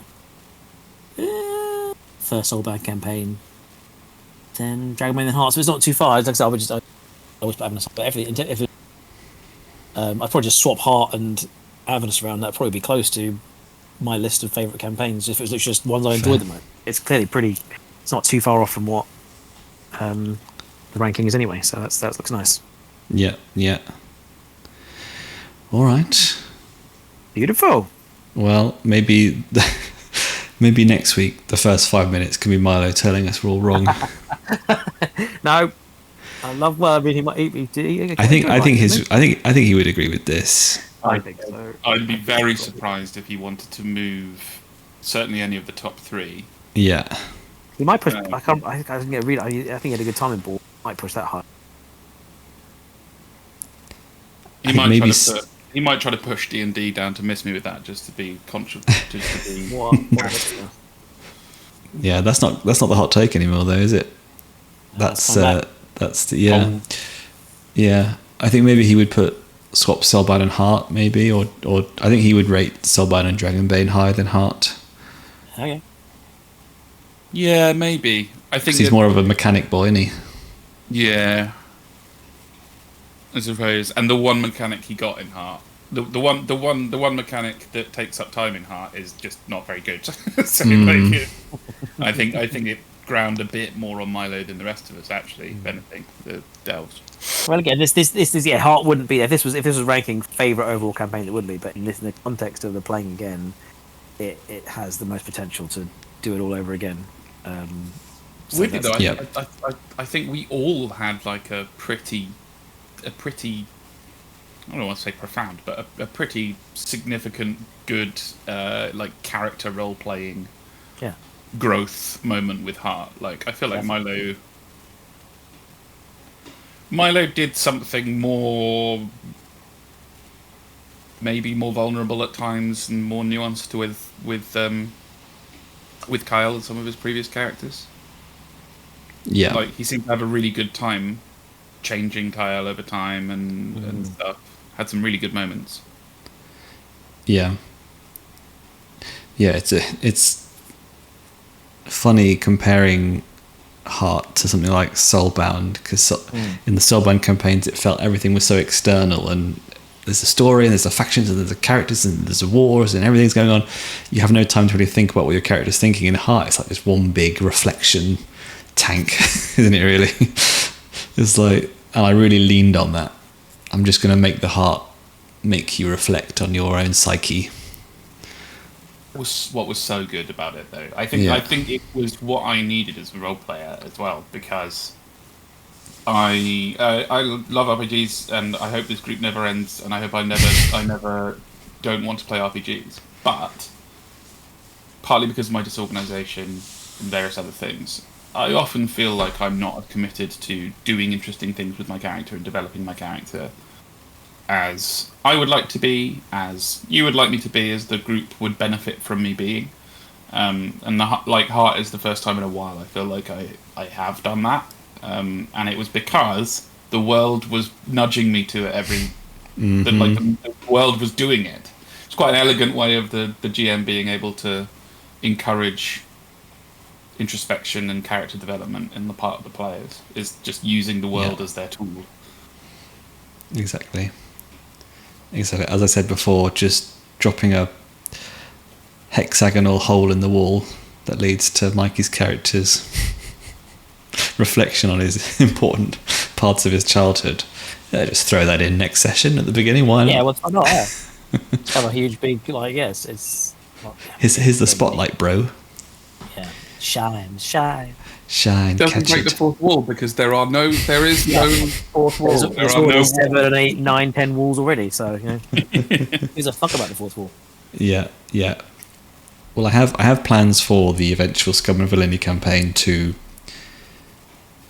bring you guys in an interesting way into the world building, and I really hope that works out. But we'll have some shits and giggles in Daggerheart first before that. That's good. Yeah. sick. I'm really excited Well, that about rank. those games actually. Yeah. Like, Oh, definitely. Well, it's. I mean, I think we all. It's nice. I don't know if it's standard, but we all feel the same way, right? We like this kind of like openy blades to a nice simple Soulbound, back to a big mad heart, back to a nice simple like. I think we all agree that's a nice rhythm to hit, which is good because I definitely enjoy it. Yeah. Meeting back in a tavern. Oh, it's different after a while. can't wait. All right then, chaps. I'm happy with the tier list. Lovely. Where will the next few campaigns reach? We'll have to come back again. Yeah. Catch us again in 4 years. 7 or 8 years. 2034. 2034, and it'll just be like Pathfinder My 3, eldest son will have joined 3E. Cool. Just degraded into endless Pathfinder by that point. Homogeneous blob. Yeah, I really want to play Delta Green. Fun. I really enjoyed that. Thank you all. Yeah, good idea, mate. Very fun to Thank you. navigate some bit of critical thinking, Oh bit of yes. glazing each other. It's all good. Yeah. All right. Well, come back next week for even more. All right. Always. Take it easy, Take chaps. it easy, lads.